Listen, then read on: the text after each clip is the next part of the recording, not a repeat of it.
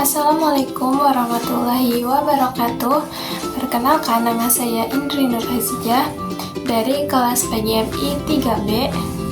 Kali ini saya akan memaparkan hasil jawaban dari UTS mata kuliah kajian IPA. Untuk poin yang pertama, yaitu sebagai calon guru, saya akan memanfaatkan observasi di halaman sekolah untuk mengenalkan keanekaragaman hayati tingkat spesies. Saat siswa menemukan semut, capung, bunga kertas, rumput, cacing, dan jamur, saya mengajak mereka memperhatikan perbedaan bentuk, warna, dan tempat hidupnya, sehingga mereka menyadari setiap makhluk hidup memiliki jenis yang berbeda. Jika diurutkan dari yang paling banyak hingga yang paling sedikit, urutannya adalah semut, capung, bunga kertas, rumput, jamur, dan cacing. Karena serangga memiliki spesies paling banyak, kemudian tumbuhan berbunga lebih sedikit, dan jamur terbatas di tempat yang lembab, dan cacing jumlah spesiesnya itu lebih sedikit. Nah, kegiatan ini itu membantu siswa memahami bahwa keragaman ciri makhluk hidup mencerminkan keanekaragaman jenis di alam ini. Untuk poin yang kedua, tanaman lidah mertua memiliki daun yang tebal dan keras yang bisa menyimpan air serta dilapisi kutikula tebal untuk mengurangi penguapan. Nah, struktur ini membuat lidah mertua tahan hidup di lingkungan yang kering. Sedangkan bayam memiliki daun yang tipis dan juga lebar sehingga mudah menangkap cahaya untuk fotosintesis. Tapi air ini akan cepat hilang melalui daunnya. Nah, jadi bayam itu cocok hidup di lingkungan yang lembab. Dengan demikian, lidah mertua lebih efisien untuk menyimpan air karena strukturnya mendukung penyimpanan air dan adaptasi terhadap kekeringan. Untuk poin ketiga, bentuk kaki burung menyesuaikan dengan lingkungan dan cara mencari makan. Burung elang memiliki kaki yang kuat dan cakar yang tajam untuk mencengkeram mangsa dan cocok hidup di darat. Burung itik memiliki kaki berselaput untuk berenang di air dan membantu bergerak seperti dayung. Sedangkan burung pelatuk memiliki kaki memanjang dan runcing agar bisa menempel kuat di batang pohon saat mencari serangga. Maka jika elang memiliki kaki yang berselaput seperti itik, ia akan kesulitan mencengkeram dan menangkap mangsa. Dan juga ia tidak bisa hinggap di ranting, serta tidak efisien bergerak di darat, sehingga sulit bertahan hidup. Untuk poin keempat, blooming alga terjadi karena kelebihan zat hara, nitrat, dan fosfat dari limbah rumah tangga, pupuk, atau kotoran hewan, sehingga alga tumbuh berlebihan. Dalam rantai makanan, alga yang terlalu banyak tidak bisa dikendalikan konsumen, sehingga keseimbangan terganggu. Saat alga mati, bakteri pengurai menghabiskan oksigen untuk menguraikannya. Akibatnya, ikan kekurangan oksigen dan mati secara berantai. Jadi, blooming alga itu disebabkan oleh nutrisi berlebih. Kematian ikan terjadi karena ledakan alga, kemudian penguraian, kemudian oksigen habis, dan ikan-ikan mati. Untuk poin kelima, mengubah hutan mangrove menjadi tambak udang bisa meningkatkan pendapatan masyarakat dan membuka lapangan kerja dalam jangka pendek. Namun, penebangan mangrove merusak ekosistem, menyebabkan abrasi pantai, menurunnya populasi ikan dan udang, sehingga pendapatan jangka panjang justru berkurang. Solusi yang lebih berkelanjutan adalah silvofishery, yaitu mengelola tambak udang sambil tetap mempertahankan sebagian mangrove, serta mengembangkan ekowisata mangrove. Cara ini menjaga keseimbangan ekonomi dan lingkungan, sehingga manfaatnya bisa dirasakan sekarang dan di masa depan. Untuk poin ke-6, usus buntu atau appendix itu bukan organ yang tidak berguna. Ia memiliki fungsi, yaitu tempat cadangan bakteri baik di usus untuk membantu mengembalikan keseimbangan setelah diare atau sakit.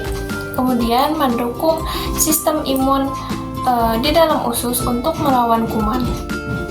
Nah, analogi sederhana untuk anak SD yaitu usus buntu diibaratkan seperti ruangan cadangan di perpustakaan. Saat banyak buku atau bakteri baik yang rusak karena banjir, atau bisa dibilang ketika sakit, nah buku dari ruangan cadangan ini diambil kembali agar perpustakaan atau usus kita itu bisa berfungsi dengan normal kembali. Jadi, walaupun manusia bisa hidup tanpa appendix, tetapi organ ini tetap membantu tubuh menjadi pulih lebih cepat dan menjaga kesehatan usus.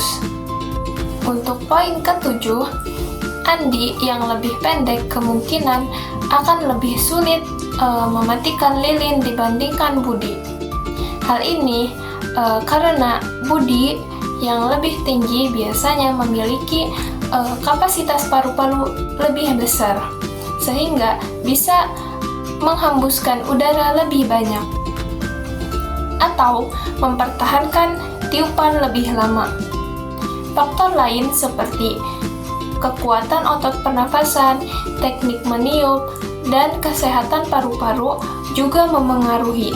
Tetapi secara umum, tinggi badan memberi keuntungan dalam meniup lilin. Untuk poin ke-8, di kebun sekolah terdapat tanaman kacang-kacangan, ulat bulu, burung pipit, dan laba-laba. Maka jaring-jaring makanannya adalah tanaman kacang-kacangan, ulat bulu, burung pipit, laba-laba, dan laba-laba juga bisa langsung memangsa ulat bulu. Jika populasi ulat bulu berkurang drastis karena insektisida, maka tanaman kacang-kacangan bertambah karena tidak banyak dimakan ulat. Nah, burung pipit menurun karena sumber makanan berkurang. Kemudian, laba-laba juga menurun karena mangsanya berkurang. Maka perubahan satu populasi memengaruhi yang lain karena semua organisme saling bergantung dalam ekosistem. Ketidakseimbangan ini menunjukkan pentingnya menjaga keseimbangan rantai makanan. Untuk poin ke-9, sapi dan manusia sama-sama mamalia, tetapi sistem pencernaannya berbeda karena jenis makanannya. Sapi adalah ruminansia dengan 4 lambung, yaitu rumen, retikulum, omasum, dan abomasum. Nah, di rumen, bakteri khusus memecah selulosa dari rumput sehingga sapi bisa mendapat energi dari serat tumbuhan. Proses menambah biak membantu menghaluskan makanan sebelum dicerna lebih lanjut. Nah, manusia hanya punya 1 lambung dan tidak memiliki bakteri pengurai selulosa. Jadi, selulosa tidak bisa dicerna dan hanya berfungsi sebagai serat. Perbedaan ini menunjukkan bahwa struktur pencernaan menyesuaikan jenis makanan. Sapi untuk rumput atau herbivora dan manusia untuk makanan campuran atau omnivora. Untuk poin ke-10, sebagai calon guru PGMI, saya akan merancang kegiatan dengan tema menjadi penjaga air di sekolahku untuk mengajarkan konservasi air kepada siswa kelas 3 SD. Saya akan memulai dengan menjelaskan pentingnya air bagi manusia, tumbuhan, dan hewan dengan bahasa yang sederhana. Lalu menyiapkan alat seperti ember, gayung, dan buku catatan untuk observasi. Siswa diajak berkeliling untuk mengamati penggunaan air, misalnya di kamar mandi, tempat wudhu, dan taman, serta mencari hal-hal seperti keran yang bocor atau air yang terbuang. Setelah itu, kami berdiskusi untuk menemukan cara agar air lebih hemat. Sebagai tindak lanjut, siswa membuat poster hemat air yang kemudian ditempel di sekolah dan melakukan refleksi tentang pentingnya menjaga air di rumah dan di sekolah.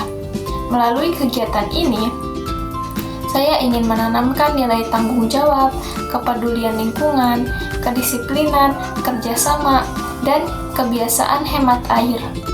Dengan cara ini, siswa tidak hanya memahami teori tentang konservasi air, tetapi mereka juga belajar mengaplikasikannya dalam kehidupan sehari-hari mereka. Demikian pemaparan dari hasil jawaban UTS mata kuliah kajian IPA. Kurang lebihnya mohon maaf. Terima kasih. Wassalamualaikum warahmatullahi wabarakatuh.